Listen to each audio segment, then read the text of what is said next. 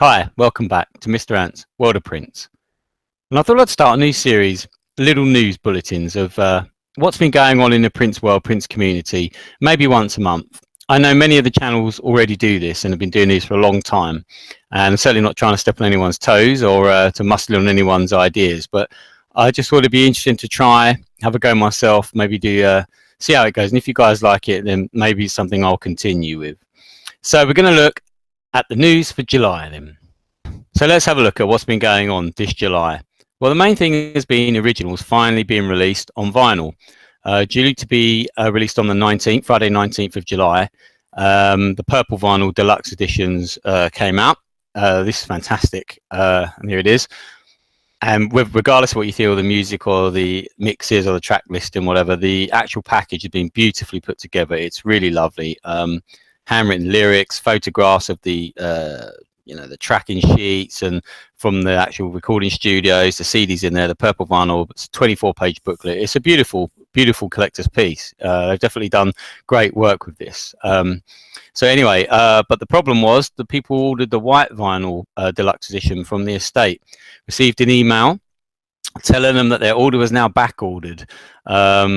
And apparently the email didn't offer any apologies or reason why, and just that it was now delayed, which obviously caused uproar. They haven't had a great history so far, and nothing compares to debacle or that delay where it took months and months for people to get their T-shirts and their record. And here in the UK, anything you buy, even a T-shirt, you end up paying almost £60 because of customs charges. It really leaves a bad taste. But apparently, after that, it turns out that apparently there was a industry-wide supply chain issue. So if that's the case, you have to say hands up. It wasn't. If it was out of their hands, not their fault.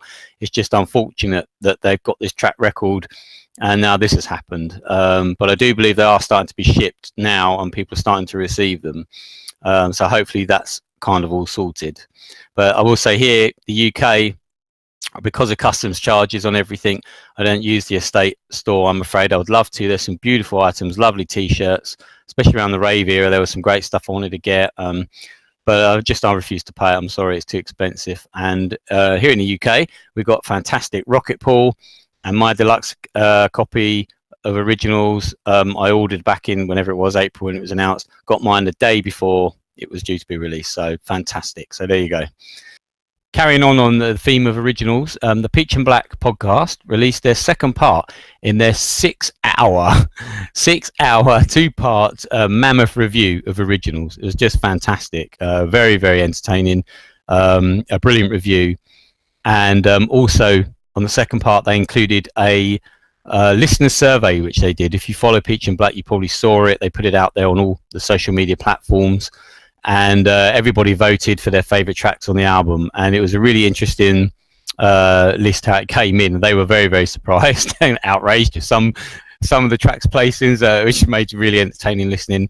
I won't tell you where they came in. Go and listen to it. Really, really worthwhile. Also, while we're on the subject of Peach and Black and originals, they just released a podcast as well, interviewing Nico Bolas, who was responsible for the mixing of all these tracks, and it absolutely brilliant interview, fascinating listen to this guy. He really gets what Prince is about. He wasn't necessarily a fan, but he really, after going in there, really respects the hell out of the music, which is it's just really fascinating. When he talks about the vault now at Iron Mountain and how it has been preserved and what they're doing, and the amount of archiving they had to do, and the amount of how many tapes needed baking to bring them up to back what they should be, how many didn't, what they've done with it, how they did the mixes on originals. It's fascinating listen. Really worthwhile. I've been listening to that last couple of days, and really interesting stuff. And this guy, he kind of sounds like Harvey Keitel. Like you keep thinking, just like I've seen out of Pulp Fiction. He's like dropping f-bombs, just his style, the way he talks. He sounds like a real cool man.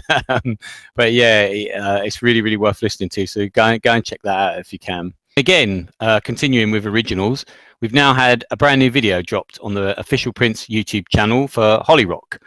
Again, very interesting. It's gone from an animation video done in the style of like a comic book. And if you remember, there was a Prince comics book back in the 90s.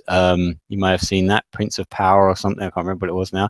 But yeah, it's interesting. And again, like a lot of things now, and I suppose even when Prince was alive, it splits opinion between the fan base. Some absolutely love it. Some think it's just great fun. Some hate it, can't stand it. Prince wouldn't like it. Prince wouldn't stand for it. So we've got all of that going on as usual. I will say it's interesting. I don't think I'd watch it more than once, me personally. It's kind of the style of it, the way the characters move. They have got Prince kind of trying to groove with his guitar and dancing. Nothing like the way Prince would move in real life. It really reminds me of the kind of dancing figures you see on all those games you used to get on all the consoles, like the Just Dance on the Wii and the Xbox and all that. The way the characters move is exactly like that. That's what it reminds me of. So every time you see Prince sort of doing this funny bob with a guitar, and then there's a kind of female character. I'm not sure who it's supposed to be. Is it supposed to be Sheila E? I don't know. And kind of doing the same kind of dance. It's weird. I mean, it's very stylized. It'd be interesting to see whether they carry on with this. I mean, you know, surely there must have been live performance footage of Prince performing this track or something they could have used. Who knows? But we'll wait and see. But anyway, it's there on the official Prince YouTube channel, and go check that out. I'll drop a link below. And yeah. Lastly, Paisley Park just announced a special announcement to come on the 1st of August on Twitter. There was just a few second clip of audience reaction, noise, clapping, led to a lot of speculation. What's this all about then? Is it going to be some kind of live footage, a live gig release? Some people are going on about something from 1983 possibly being released. Who knows?